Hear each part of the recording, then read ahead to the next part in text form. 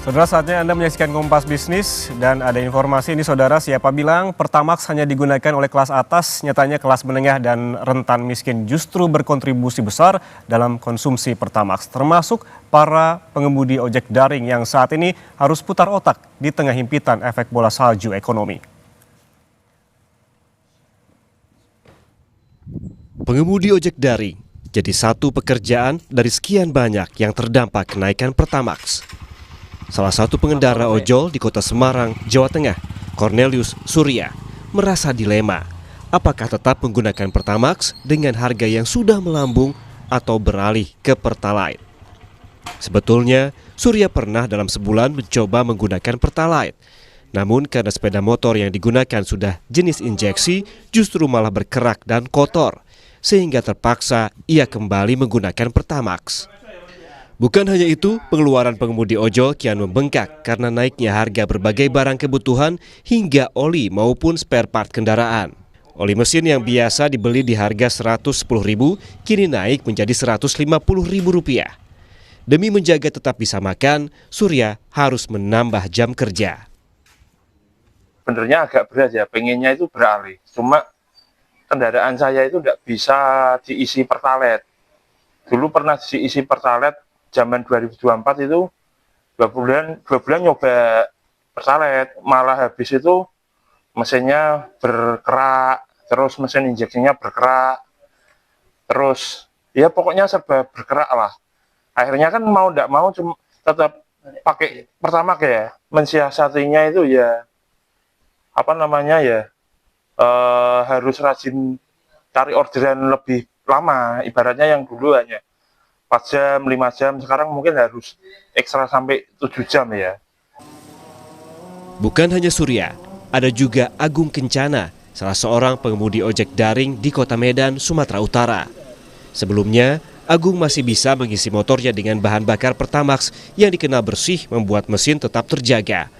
Namun sejak pemerintah menaikkan harga Pertamax, otomatis Agung terpaksa beralih ke Pertalite. Hal ini tentu membuat dirinya was-was terhadap performa mesin motornya. Selain itu, Agung juga merasakan dampak lain kenaikan harga Pertamax, yaitu harga makanan di warung makan yang juga ikut naik. Akibat kenaikan ini, Agung terpaksa harus fokus mencari lebih banyak orderan untuk menutup pengeluaran yang cukup besar. Minimal tuh 100 per hari lah gitu nyari kan. Ini sekarang udah harus lebih karena harga Pertamax pun udah naik, karena saya pakai Pertamax gitu kan ya. Mau nggak mau, karena orderan pun agak susah kan, udah banyak saingan juga, jadi harus pindahlah ke Pertalite pelan-pelan gini. Karena dari awal pakai Pertamax, jadi harus pelan-pelan pindah ke Pertalite gitu. Jadi dengan kenaikan harga bahan pokok ngaruh juga nggak? Ngaruh lah, karena kayak harga nasi pun di beberapa warung langganan saya juga udah mulai biasanya 10.000 jadi 11.000 gitu kan, ada yang 12. Jadi ya harus nambah inilah jam kerjanya. Dengan harga minyak dunia yang saat ini turun, para pengemudi ojek daring berharap pemerintah bisa mengembalikan Pertamax ke harga semula. Selain memikirkan performa mesin kendaraan mereka, juga mengurangi beban daya beli yang kian berat. Tim Liputan, Kompas TV.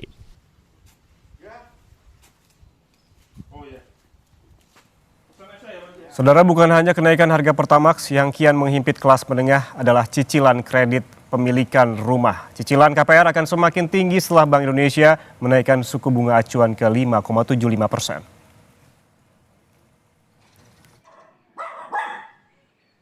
Meskipun katanya jadi penggerak roda perekonomian, lagi-lagi kelas menengah terhimpit dari segala penjuru dengan minimnya bantuan sosial. Kini warga yang telah maupun berencana membeli rumah melalui KPR kian resah setelah Bank Indonesia menaikkan suku bunga acuan 3 kali berturut-turut hingga menyentuh 5,75%.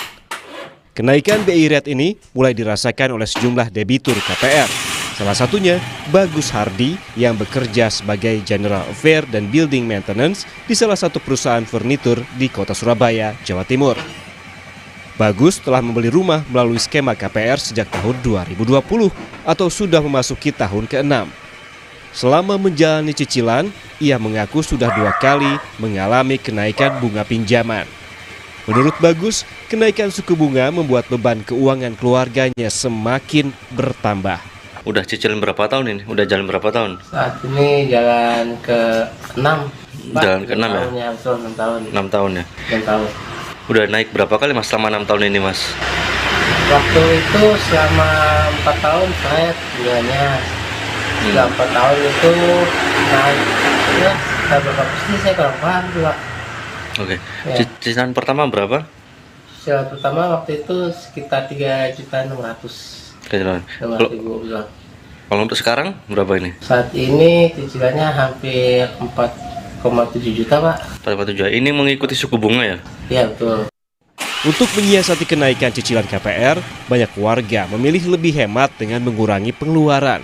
Langkah ini dilakukan agar kondisi keuangan keluarga tetap terjaga di tengah kenaikan suku bunga. Cilmi Ardiantovani, Kompas TV, Surabaya, Jawa Timur.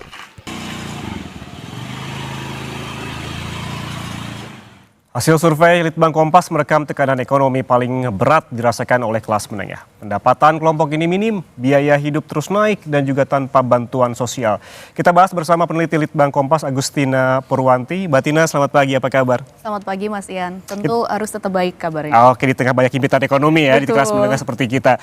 Kita baca dari Harian Kompas yang juga mengangkat terkait dengan kelas menengah ini. Ada beberapa hal yang bisa digarisbawahi adalah Litbang Kompas merekam tekanan ekonomi paling berat yang dirasakan oleh kelas menengah. Apa pertimbangannya mengangkat tema ini?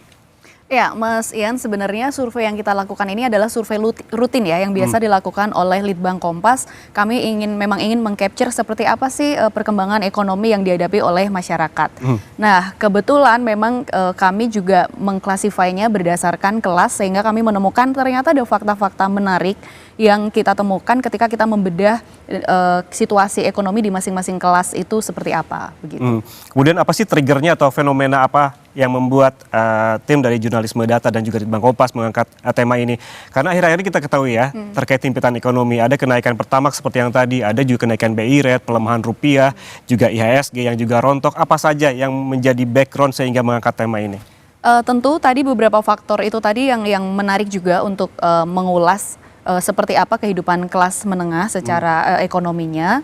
Hasil surveinya juga berdasarkan atas situasi tersebut sebenarnya. Survei ini sebenarnya dilakukan dari bulan April. Memang berarti tidak ujuk-ujuk karena kenaikan Pertamax yang beberapa bulan lalu memang, ya?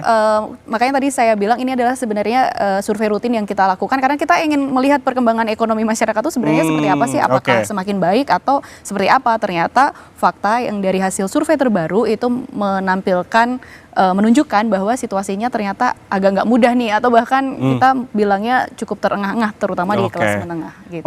Siapa saja kemudian yang disurvei, kelompok sosial ekonomi mana saja, usia berapa saja yang menjadi responden di sini? Sebagaimana survei kita yang sebelum-sebelumnya ya Mas Ian, survei kita ini selalu menyasar semua kelompok masyarakat. Kita lakukan di 38 provinsi di Indonesia. Survei dilakukan tatap muka kepada 1.200 responden.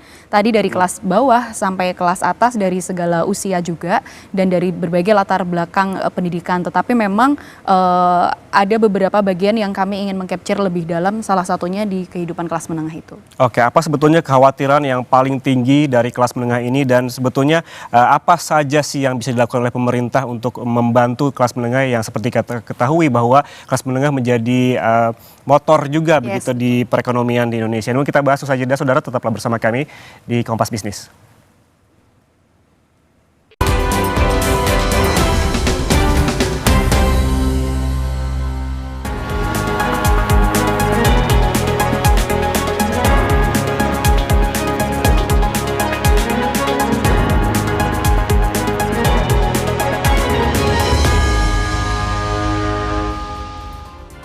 Saudara, kita kembali bahas soal himpitan kelas menengah bersama peneliti Litbang Kompas, Agustina Purwanti. Mbak Tina, kita tadi sempat membahas bagaimana metodenya. Sekarang kita masuk ke isi dari surveinya. Menarik sekali bahwa di layer pertama begitu ada soal deskripsi yang menggambarkan kondisi ekonomi keluarga. Untuk kelas menengah atas ini justru dominan merasa kondisi ekonomi tidak menentu. Mengapa demikian? Ini tergambar ya dari tadi sebenarnya beberapa informasi yang sudah disajikan juga situasinya agak menghimpit gitu ya Mas ya, karena kalau menengah kita menanyakan sebenarnya kalau boleh dibilang sebenarnya menggambarkan situasi keluarga Anda sekarang itu seperti apa sih? Beragam jawabannya. Ada yang mereka menganggap tidak menentu dan itu kelompok terbesar bilang bahwa situasinya tidak menentu. Kelompok menengah bilang seperti itu. Kenapa mereka mengatakan tidak menentu? Ya kita melihat ya situasi akhir-akhir ini gonjang-ganjing. Memang secara global situasinya juga tidak mudah. Tetapi di internal kita sendiri ya kita harus juga memahami kenapa akhirnya pemerintah mengambil kebijakan-kebijakan misalnya tadi seperti kenaikan suku bunga. Itu kan juga upaya untuk kita bisa menstabilkan rupiah kita seperti itu juga kan. Tetapi pada akhirnya efek lainnya adalah ini yang membuat salah satunya tadi kelas menengah merasa tidak menentu karena punya cicilan misalnya. Itu kan akhirnya apalagi mereka yang suku bunganya floating gitu ya Mas ya, yang dulu mungkin di 5% sekarang harus naik jadi 7 bahkan 8% atau bahkan lebih. Sementara pendapatan yang dipunyai itu mungkin tidak bergerak atau bahkan stagnan atau bahkan turun karena hasil survei kita juga menanyakan survei kami menanyakan apakah beberapa waktu terakhir ada perubahan pendapatan dan ada sebagian yang mengatakan bahwa pendapatannya memang turun begitu sehingga itulah yang menggambarkan situasi. Kalau itu kan tadi yang tergambar juga di grafis yang ditayangkan di layar kaca Anda saudara, itu kan tadi soal menengah atas ini. Termasuk juga menengah bawah dan juga kelas bawah juga didominasi jawaban kondisi ekonomi tidak menentu. Apakah alasannya serupa dengan menengah atas begitu? Iya, alasannya sebenarnya mirip ya karena situasinya kan sama karena perbandingan antara kelas menengah bawah, menengah atas kan sebenarnya spernya nggak terlalu jauh ya Mas. Yang mungkin menarik adalah salah satunya ketika kelas atas itu yang bilang mereka lebih settle ya tentu ya karena kalau misalnya kelas atas itu kan relatif bisa secara finansial itu sudah lebih siap begitu sementara kelas menengah, kelas bawah apalagi yang itu sulit situasi. Kalau kita juga lihat tadi di grafis sebelumnya bisa ditampilkan yang pertama di survei pertama ini sebenarnya kalau kita melihat ini persentase untuk jawaban ekonomi terkendali juga cukup besar ya. Ini apa artinya, menggambarkan apa? Kalau terkendali cukup besar itu sebenarnya salah satu hal yang bisa kita lihat mungkin masyarakat itu cukup optimis ya melihat. Tetapi kalau kita melihat secara keseluruhan kesiapan orang itu kan berbeda-beda ya Mas. Ada yang mungkin mereka merasa terkendali karena pendapatannya sebenarnya sama-sama minim, terbatas, tetapi mereka punya pengendalian keuangan yang lebih baik sehingga merasa ya baik-baik aja. Atau mungkin memang ada orang-orang yang mereka bekerja di sektor yang saat ini masih aman, tetapi ada pekerja-pekerja yang mereka bekerja di sektor yang tidak aman. Katakanlah di industri pengolahan, mereka yang bekerja di pabrik, mereka kan pekerja informal juga sebenarnya, tetapi juga masuk golongan kelas menengah begitu, yang situasinya gonjang-ganjing. Nah, Oke, berarti ada di pengolahan keuangan setiap individunya juga ini tergambar dalam survei ini ya. Kalau kita bergeser ke survei yang kedua, ini ada pertanyaan, apakah siap secara finansial apabila kondisi ekonomi ke depan suram? Baik menengah ini ataupun menengah bawah dominan belum siap begitu ya. Apakah ini bisa menggambarkan kerentanan finansial dari kelas menengah atas maupun kelas menengah bawah? Benar, itu benar sekali Mas. Kalau memang tadi selalu ada situasi yang berbeda ya antar setiap responden. Ada yang mengatakan bahwa mereka sudah siap, tetapi di kelompok menengah ini dibandingkan misalnya tadi lagi-lagi kelas atas itu mereka relatif lebih siap karena ada memang yang mengatakan belum siap. Kesiapan orang kan beda-beda ya. Kelas atas mungkin juga punya standar pengeluaran yang berbeda. Tetapi kalau kelas menengah mereka memang ada yang sudah siap, tetapi proporsi yang mengatakan secara finansial mereka belum siap itu lebih besar proporsinya begitu. Oke, secara spesifik apa saja sih yang membuat kelas menengah ini merasa belum siap atau justru sebetulnya kondisi saat ini sudah dianggap oleh kelas menengah sudah masuk ke kerentanan ekonomi? Sepertinya lebih ke kerentanan ekonomi ya Mas ya. Makanya ketika kami melihat hasil ini. Karena kalau dari survei pertanyaan yang kedua, jika ekonomi tidak baik-baik saja di kemudian hari begitu kan. Apakah justru saat ini kelas menengah ini sudah merasa kondisi saat ini merasa ekonomi sudah tidak baik-baik aja? Benar, apalagi tadi ketika agak sedikit ke pertanyaan yang sebelumnya, apakah sudah cukup siap untuk finansial berikutnya? ibaratnya boro-boro nyiapin untuk yang berikut-berikutnya, mempersiapkan untuk yang hari ini saja sudah cukup sulit tadi dengan pendapatan yang mungkin cekak gitu ya pendapatannya, tetapi peningkatan kebutuhan hidup, kita melihat angka inflasi juga kan naik ya, sempat agak turun di April, tetapi bulan Mei BI merilis bahwa angka inflasinya kembali naik, dan itu naik di berbagai hal begitu, di pangan juga, kemudian BBM naik juga. Itu kan BBM bagaimanapun kan dia salah satu bahan baku untuk banyak distribusi dan sebagainya, akhirnya berdampak kepada kenaikan kebutuhan-kebutuhan pokok itu. Oke, kelas menengah tentunya sudah paham betul terkait dengan misalkan dana darurat, tabungan darurat begitu. Apakah dengan kondisi saat ini jadi rasa-rasanya semakin sulit untuk kelas menengah untuk memiliki tabungan darurat? Itu benar sekali Mas, karena dari survei yang kita lakukan juga, akhirnya kita juga kan menanyakan, lalu apa yang Anda lakukan di tengah situasi seperti ini? Sebagian besar mengatakan bahwa mereka harus melakukan penyesuaian. Penyesuaian yang dilakukan adalah melakukan penghematan. Kemudian akhirnya tabungannya juga harus dikurangi. Dan ini juga selaras dengan Bank Indonesia itu kan setiap bulan melakukan survei juga, survei konsumen yang dilakukan oleh Bank Indonesia. Kalau kita lihat proporsi tabungan masyarakat itu yang dirilis oleh Bank Indonesia itu semakin turun, itu berbanding terbalik dengan kredit mereka yang semakin naik. Nah ini kan artinya kita kan sudah terbiasa dengan fenomena mantap gitu ya, makan tabungan itu kayaknya sudah menjadi semakin menjalar kemana-mana. Mungkin jadi jokes, tapi kita kan tidak boleh selalu mewajarkan hal ini begitu. Betul. Kalau kita lihat juga ada juga survei di yang ketiga dari Litbang Kompas begitu, di pertanyaan ini ada soal dalam 3 bulan terakhir begitu cukup atau tidak penghasilan Anda untuk memenuhi kebutuhan hidup. Ini semua kelompok sosial ekonomi kompak mendominasi jawabannya pas dengan kebutuhan baik kelas atas, menengah maupun kelas bawah. Ini apa artinya? Ini benar Mas, jadi sebenarnya kalau misalnya kita berbicara soal kelas ya atau kelompok sosial ekonomi gitu, kelas bawah mungkin paling berat. Kelas menengah juga, kelas atas mungkin ya relatif mereka lebih settle lah dari segala sisi keuangan dan sebagainya.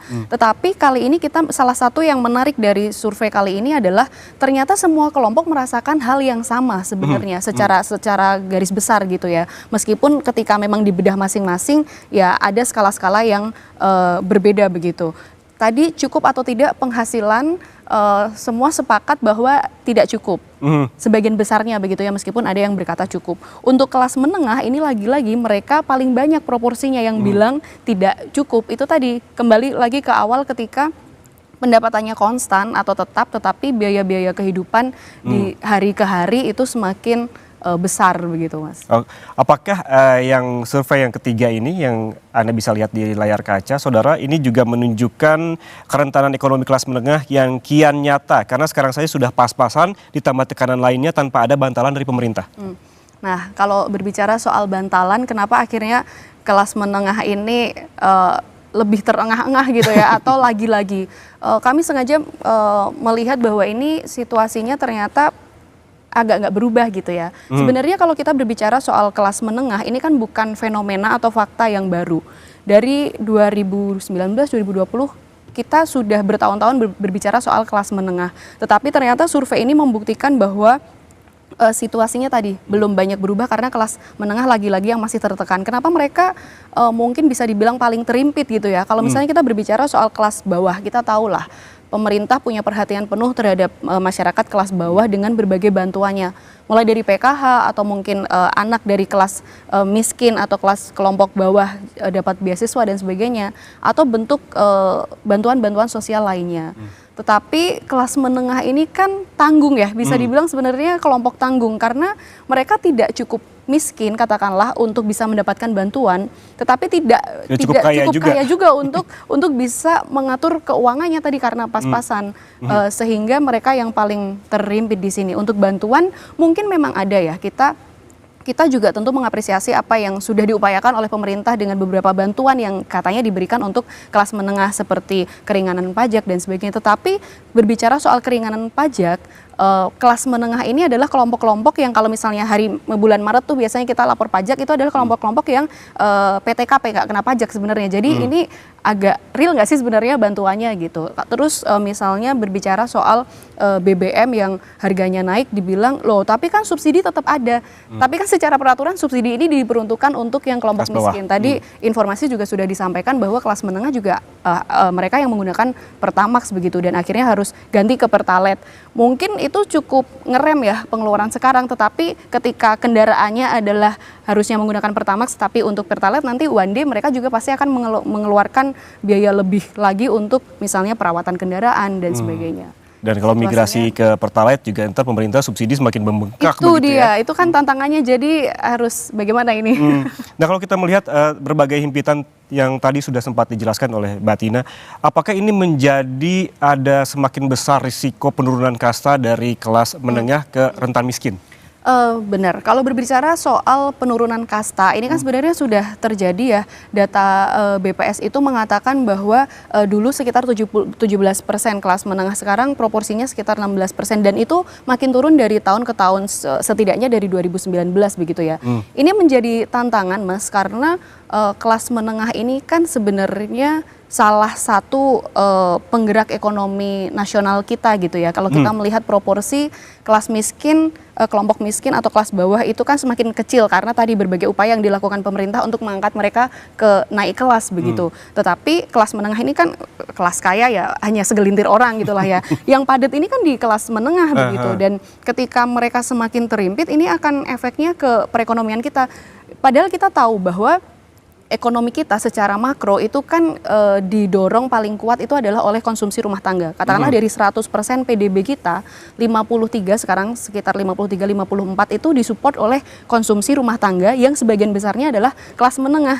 Ketika kita yang kelas menengah ini kesulitan untuk konsumsi, untuk belanja, nah itu kan akan pengaruh juga nanti pada akhirnya kepada perekonomian gitu. Siapa lagi yang akan mendorong perekonomian kalau yang Itu dia, siapa lagi yang akan mendorong perekonomian. Yang juga menarik, ini Mbak Tina di pertanyaan selanjutnya, di survei selanjutnya ini terkait dengan apa yang dilakukan setelah mengalami PHK. Kebanyakan ini menjawab mencari pekerjaan baru. Namun kalau kita ketahui akhir ini rasanya mencari pekerjaan juga susah. Lapangan pekerjaan juga tidak seluas dulu begitu. Ini bagaimana caranya bisa ketika di PHK opsinya adalah mencari pekerjaan baru, di sisi lain begitu kontradiktif. Mencari pekerjaan juga susah. Ini benar, jadi ini sebenarnya backgroundnya adalah kita menanyakan ketika setidaknya 2 tahun belakangan ini kan ada banyak kasus-kasus PHK begitu ya. Kami ingin meng-capture apakah di lingkungan sekitar responden kami ini juga terjadi PHK. Dan benar sekali banyak yang mereka mengatakan ada fenomena-fenomena PHK. Apakah itu mereka ataupun anggota keluarga mereka atau orang-orang di sekitar mereka. Dan kita lalu menanyakan, lalu ketika PHK apa yang Anda lakukan?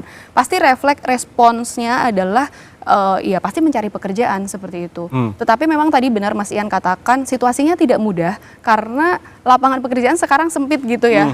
19 juta lapangan pekerjaan yang dijanjikan kita masih belum tahu berapa sebenarnya begitu. Bahkan ada jokes alih-alih lapangan pekerjaan malah lapangan padel yang banyak gitu katanya. Nah, ini menjadi sulit. Nah, ketika mereka sulit juga untuk mendapatkan pekerjaan, ada hal-hal lain yang mereka upayakan untuk tetap bisa survive kehidupannya. Karena tadi nggak dapat bantalan dan nggak punya cukup dana untuk survive gitu ya. Akhirnya ada beberapa sebagian yang mereka memilih untuk meminjam uang. Itu pinjol? Ada juga yang melakukan pinjol tetapi kepada kerabat dan sebagainya itu juga dilakukan. Karena ini juga kalau Mas Ian mention soal pinjol ya, ini kan tantangan berat juga ketika makin terimpit, pendapatan nggak cukup, pengeluaran gede, besar pasak daripada tiang, itu kan mereka mau nggak mau mengambil langkah-langkah yang ekstrim, tadi bisa jadi pinjol. Sementara kita tahu bagaimana cerita-cerita ketika orang sudah terjerat pinjol itu kan sangat jadi kompleks begitu ya kehidupannya. Dan yang hal lainnya yang juga kami capture adalah ketika mereka mencari pekerjaan, mungkin mereka tidak cukup dengan pekerjaan utamanya, mau nggak mau kelas menengah ini harus mencari pekerjaan sampingan. Jurnalisme Data Harian Kompas pernah mengangkat soal itu, dan semakin banyak proporsi kelas menengah yang melakukan pekerjaan sampingan. untuk tadi tetap bisa survive karena mereka tidak punya bantalan dari manapun. Sementara pengeluaran semakin tinggi. Nah, ini juga bisa kita lihat efeknya tuh bisa sangat luas, Mas, karena ketika mereka mencari pekerjaan sampingan katakanlah, mereka mungkin waktu dengan keluarga menjadi sangat berkurang atau mereka ya stresnya kan menjadi semakin tinggi ya karena semakin banyak pekerjaan. Tadi juga ada ojol yang mengatakan bahwa ya harus lebih banyak nariknya gitu karena itu bentuk-bentuk lain dampak dari ketika kelas menengah ini semakin terimpit gitu. Oke, artinya berarti mengandalkan satu pekerjaan saja untuk kelas menengah sudah tidak relevan lagi. Benar, mungkin kalau dulu kelas menengah yang dianggap sebenarnya agak punya, makanya mereka tidak dapat bantuan gitu ya. Ketika Senin sampai Jumat mereka bekerja, berpikir Sabtu Minggu nanti saya mau healing kemana ya gitu. Tapi mungkin di situasi sekarang kelas menengah Senin sampai Jumat kerja, nanti Sabtu Minggu saya job apa ya gitu. Udah mulai ada pergeseran ya. Udah mulai ada Oke, pergeseran. terakhir Mbak Tina, apakah tergambar ada harapan dari responden apa sih yang perlu dilakukan oleh pemerintah untuk menolong terutama kelas menengah? Ini situasinya tadi sangat kompleks ya Mas Ian dan ketika kita tanyakan sebenarnya apa yang diharapkan oleh mereka terutama kelas menengah, tentu tadi lapangan pekerjaan itu suara mayoritas masyarakat terutama kelas menengah juga sekitar 30% mengatakan mereka ingin lapangan pekerjaan itu disediakan karena itu tadi mereka ya untuk yang mencari sampingan pun atau memang mereka yang sama sekali tidak punya pekerjaan itu menjadi salah satu yang paling disuarakan karena idealnya memang orang kan punya pendapatan untuk bisa tetap bertahan hidup gitu ya. Yang kedua adalah stabilitas kebutuhan pokok begitu. Karena kita lihat akhir-akhir ini juga sangat tinggi fluktuatif kenaikan harga. Nah, itu yang menjadi harapan besar dari masyarakat. Oke, berarti ada dua harapan besar sebetulnya yang di-capture begitu oleh jurnalisme data harian Kompas terkait dengan lapangan pekerjaan, juga stabilitas kebutuhan pokok. Terima kasih peneliti Litbang Kompas Agustina Purwanti atas penjelasannya yang lengkap sekali hari ini di studio Kompas TV. Sekali lagi terima kasih banyak. Terima kasih Mas Ian. Oke saudara, jangan kemana-mana karena Kompas Bisnis selesai jeda akan kembali untuk Anda. Jadi tetaplah bersama kami.